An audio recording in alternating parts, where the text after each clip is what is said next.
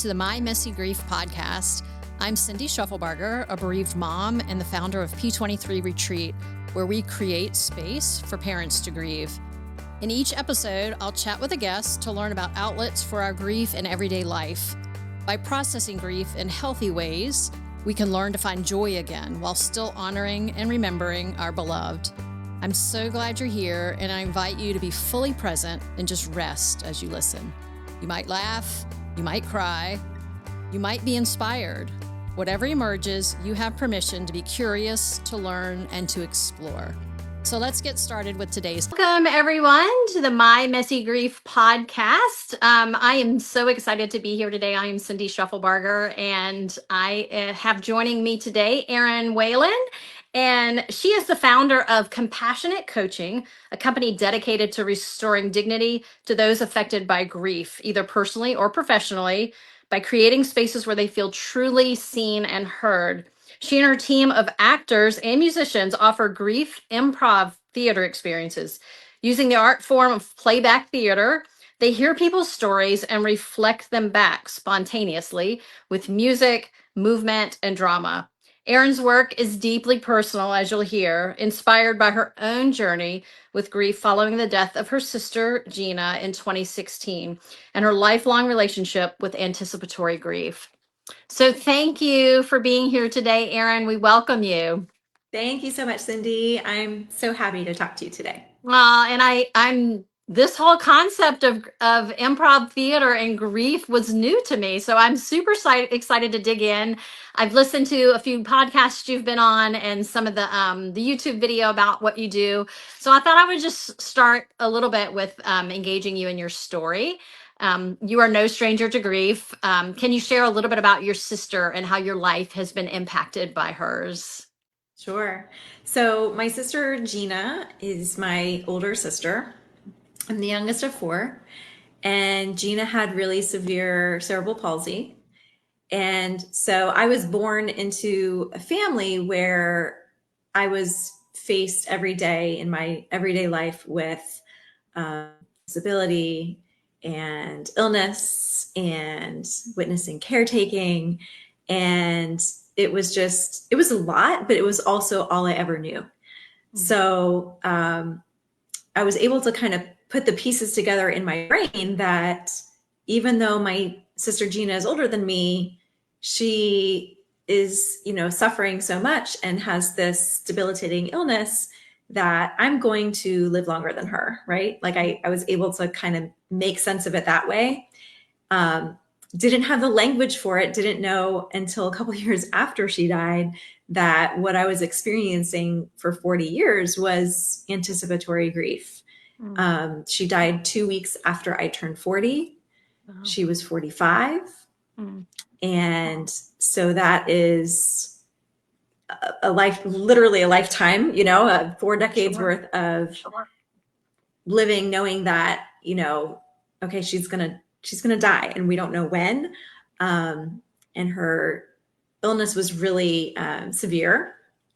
She used a wheelchair, even though, she couldn't use it herself. She had to be pushed in the wheelchair. She didn't have access to use her hands or her arms to be using it herself. And she couldn't walk. She couldn't talk or communicate in a traditional way. And so it was just really, she really kind of shaped my childhood. And then now that I'm in the grief space, like she's with me all the time. I'm thinking about her all the time. That's beautiful. And thank you for sharing. I would encourage listeners to go and listen to some of your other, where you go into great detail about Gina. I love hearing your story and hearing about her life and all the ways that she has had a positive impact on you and others. And this whole concept of anticipatory grief, it's not something we always explore because oftentimes that's not a part of our grief. I had a little bit of that in that we were given a diagnosis of incompatible with life during my pregnancy with Ashlyn, but we really didn't know what that looked like. But I guess I would have experienced it on a smaller scale and for a shorter period of time, but there was some anticipatory grief that I encountered. But not all parents who are grieving experience that. I would be interested in hearing a little bit about how that transition from moving from the anticipatory grief to the grief following her death. What can you share a little bit about what that looked like? Yes, and I'm so glad you asked, because it is like I do spend a lot of time thinking about and talking about the anticipatory grief, and yet she died in 2016, so there is this other season, Sure. right? And for me, that grief after Gina died, and I'm still in it, but that initial grief was just so very confusing to me. Mm. I was at work when I got the call, which was actually a text to call home. Oh. And that's when I found out that Gina died. And I immediately called my husband, and I'm from Omaha, Nebraska, and I live right outside of DC in Northern Virginia. And so, I knew that I just went into planning mode. And so I called my husband, told him Gina died. I was freelancing at the time, so I had, different people I had to communicate with about jobs and things. And I will never forget, he's like, "Are you okay?" Because I didn't sound like someone who just found out that their sister died. I was just like in planning mode. Our son at the time was 2.5. So navigating travel with a toddler and like all of it just seemed like I don't have time to deal with it. I've been, quote unquote, preparing for this all my life. Right. Like it's go time. And so that moment of like immediately after I got the call and then called my husband, and it was just like, a very different response than how someone would think someone would respond. Like that encapsulates my early grief after her death, because I barely cried. Mm. I was just in go mode. So she died November 30th. And within a few weeks, I was sick in bed with bronchitis. My body was just like, stop. Right. Like, you have to slow down. And so that grief, and then I was in therapy at the time, thank goodness. So my therapy sessions, transitioned into actually not all of them were about grief, but transitioned to talking about Gina and processing things. And I have a distinct memory, Cindy, about being in my therapist's office and, talking about how I'm not crying after Gina's death, talking about how, and making some kind of like meaning, trying to make meaning of that, being like, I guess I didn't love her. I guess I was so detached from her because I lived so far away. And maybe my tear ducts are broken. Like I was grieving in a way that doesn't, quote unquote, look like grief. Right. And so it was a very interesting experience. And it's taken a long time to kind of unravel that and say, oh, that was normal. Because right. It's normal. However we grieve is normal. Right. Beautiful point. There are so many there are so many expectations that others have of what grief looks like, that when we do anything outside of that, it's perceived as not normal, and yet what you were experiencing was normal. Exactly. So I'm glad you had the support to learn that and to know that, and the space to be able to wrestle with those things. Like that is what grieving looks like, a million different ways. Yes. So yes, thank you. So what has been most helpful, would you say, in your grief journey? I think exactly what you just said, Cindy, like support. Ah. And I wouldn't have known it at the time that like therapy was supporting me. My husband was supportive. Like I don't even think I would have verbalized like, oh, I'm grieving. Cause it just was like, it just was something I always knew was going to happen. It just seemed like we just started a new chapter in the book. Right. And so I think, as I've moved into the grief space and become very intentional about, oh no, this is really where my work is, this is where my passion is. Surrounding myself with other people who get it, who are in that grief space, who are in the end of life space, who are in the death and dying space, that has been everything to me. Mm. It really has been. I think finding your people, and it doesn't have to be people in that space, but finding people who support you. And I don't know about you, but I've heard of so many grievers who say, after someone died, I was surprised at who was showing up for me and who wasn't showing up for me.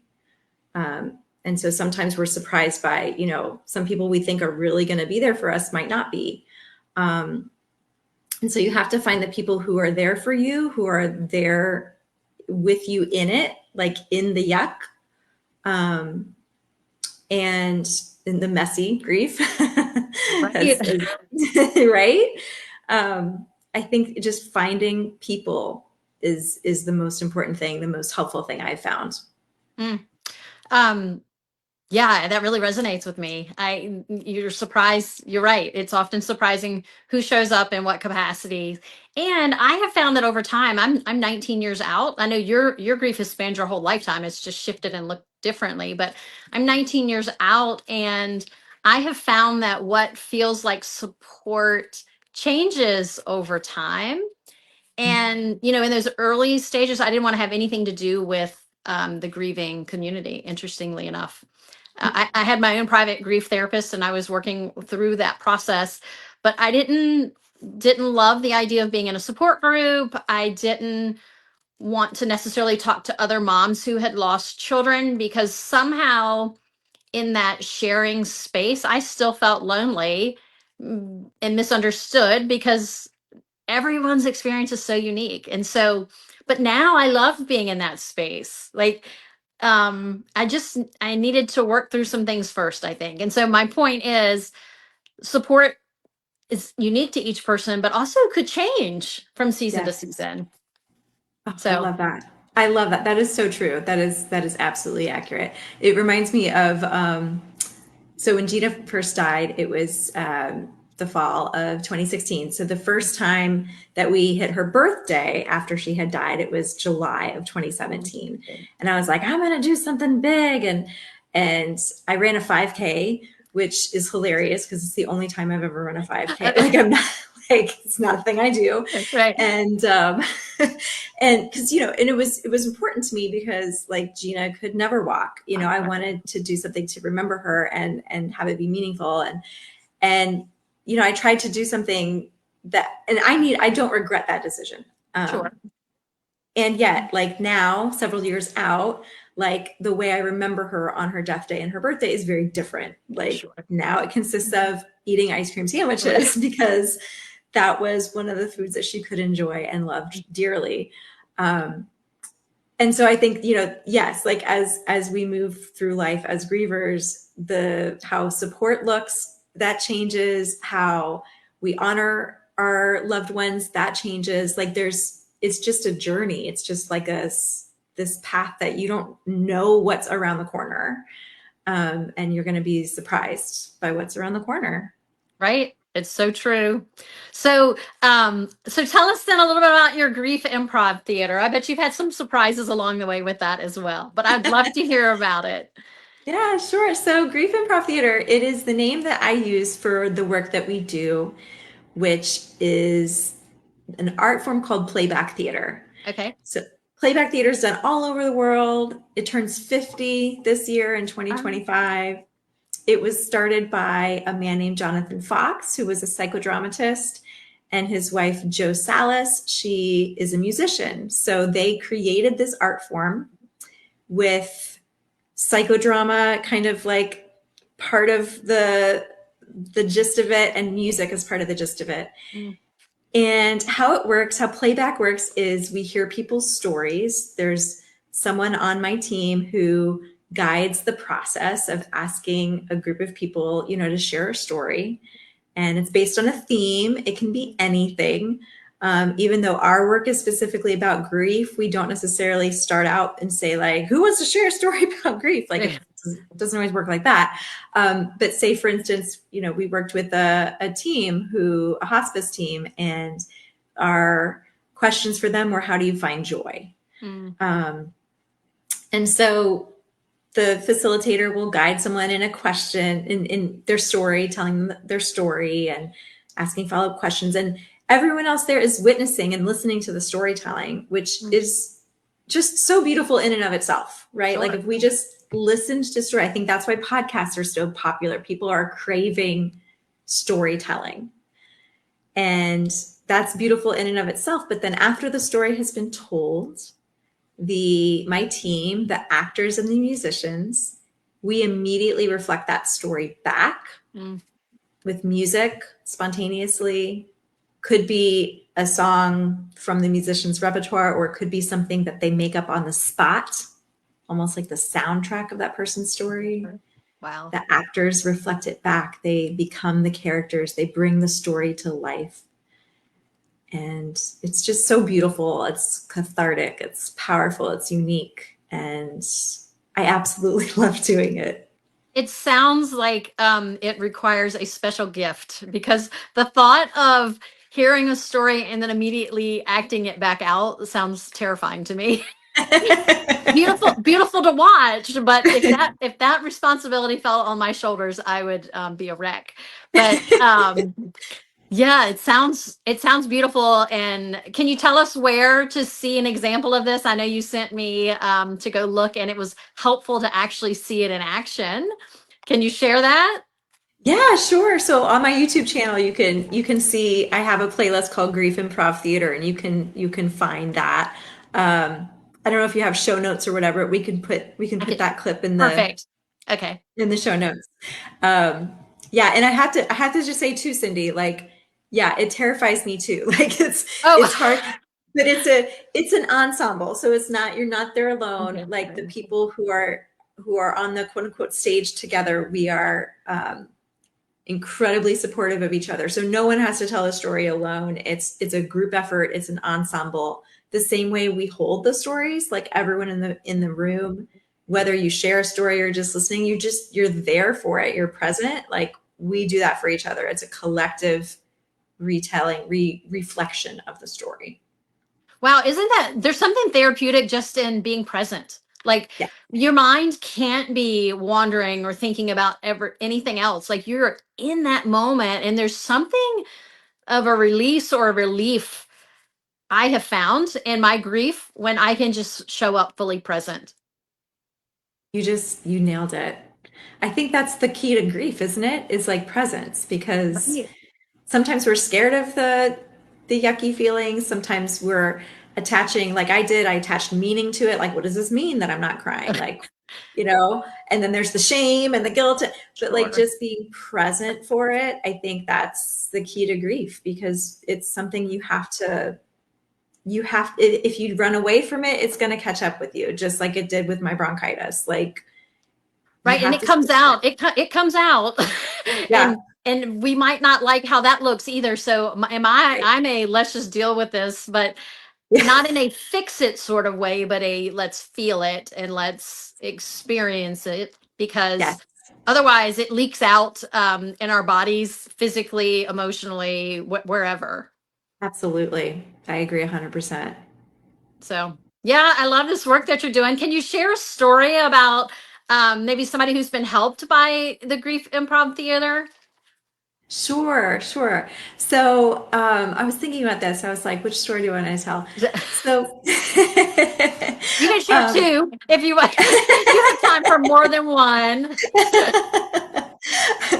Well, I'll share this story from before we started recording. You and I were talking about some of the work I've done in the space. And this particular Grief Improv Theater event was for the public. It was an event for people who have lost their mother or their mother figure. So it was around Mother's Day. We did this event. It was free and open to the public. And so we just had, a room full of people who were there to share their stories. And then my team reflected them back. And one woman shared a story. Her mom had died 45 years ago, and she was sharing this story. And she loved it, and she loved the the reflection back, and she told us in the moment, because also part of the process, playback it's a ritual, right? We do have a process, even though it's improv, there are parameters that we hold it. So it's a container so that it is done in a way that feels safe and, somewhat predictable. And so part of that process is to check back in with the person who has told the story after their story has come back to life. So in that check-in process, she said, you did it. I don't know how you did it, but you captured her spirit. Mm. Well, later, this woman emailed us, and she said, now this was an event in honor of Mother's Day, but Mother's Day hadn't happened yet. And we had really asked people to think about and share stories of their moms, their memories, right? But there was this like celebratory feel to it too. Like, how are you honoring them? How are you honoring your mother or mother figure spirit? So in this email, she said, look, I have been sad on Mother's Day for 45 years, but not this year. Aww. She said, this year, it's going to be full of her spirit and celebrating her. And I was like, wow. What a transformation, right? Yeah. Yeah. So that's the power of the work that we are honored to do. That is so beautiful. And what a sacred space that you're stepping into people's stories and listening and reflecting back and helping people be seen and heard and understood. Gosh, what a gift. Thank you. It does feel like a gift. It feels like a calling. Like it's not, like I said, it's a whole team. Like it's not, I can't take credit, right? It's like it's a spirit-led, like ensemble experience that I'm really truly honored to do. Well, so I'm dying to know, and I didn't prep you for this, but how did you find your team? So that's a great question. So my work in the art form has been existing longer than my company. So I started doing playback back in 2010. Okay. And at the time, I was in a troupe, in a group that did this work, and it was not at all connected to grief, just playback theater. And so I learned from this woman who's an amazing woman, Kimberly Ratley. Now she's married, Kimberly Daly, and so I joined her group, and I was doing playback and learning from her. That group ended up dissolving in a way, but many of us kind of stayed in touch. Gotcha. And then in the meantime, so we had this kind of like unformed group. One of the people started doing this art form for his business. And so we kind of stayed connected in that way. And then 2020, as an actor, when all of my jobs went away, I was like, let me start a company. So I started my company, I started Compassionate Coaching, and then eventually, it took me a while, I had an aha. I'm like, oh, I can do playback in my company. And I had already been performing with this other group. So it's a group of artists that, I like the video clip that you saw, that's one iteration, but the team is larger than that. We, bring in different musicians, different actors. And so there's a group of us in the area that still do playback theater, either for Compassionate Coaching or my friend's company. And we just love it. And we're always looking for new people to train in the art form too. So a very special group of people. They're like family. Beautiful. And, you point out so many things that happened in 2020. There's beauty in some things, in the hard things, right? We had to learn to be creative and pivot and all of those things. And wow, look at the work that you're doing. What a gift to others, and something beautiful that came out of that hard season. Same with your story with your sister and Gina's life and the impact that you're able to have. That's very touching, and I'm so grateful for your willingness to share. Before we close, I do want to ask, what would you say to someone in the early stages of their grief? Are there elements or components of this improv or playback theater that would help them at home if they're not able to participate, or activities you would suggest for them that might be helpful? I think, well, as we were talking about before, like finding just even one person who's going to, be with you that you can call and talk to if you need to, or yell at if you need to, or just Right. having just one person helps. As far as, I love the question about like, because Grief Improv Theater, like it's a real collective experience, but what can you do? One thing I was thinking of is that, and this is part of playback, but it's also part of just the broader improv world, is yes and. So I was thinking about that, like in my own grief, when I was so confused and, a lot of shame, a lot of guilt, a lot of, just, oh my gosh, I'm grieving wrong, I'm not crying. If I had yes anded myself, for instance, my sister just died and I'm not crying. If I had just given myself a little pep talk, yes, and that's okay, or yes, and, I have people to help me sort through this. Yes, and there are other feelings that are happening too, and other things that are happening too. This is not the only way I'm grieving, right? So even just thinking yes and trying to make more space, right? Make space for the messy feelings.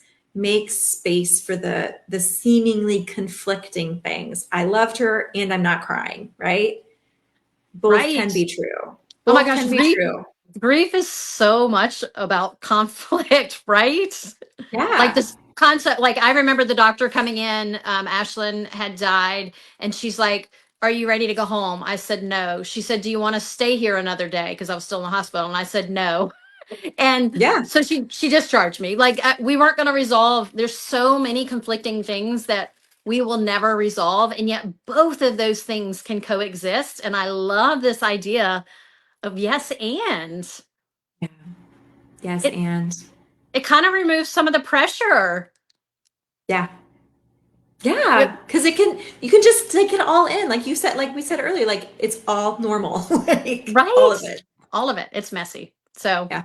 Wow. So well, such a beautiful story. It's so beautiful to see what you have done and the power and the equipping people and like just being present. So many special things. And so I wish you great success in your continued journey and in your work. I love seeing how Gina has influenced your life and is still shining brightly in the work that you're doing. And I just appreciate your time being here with us today.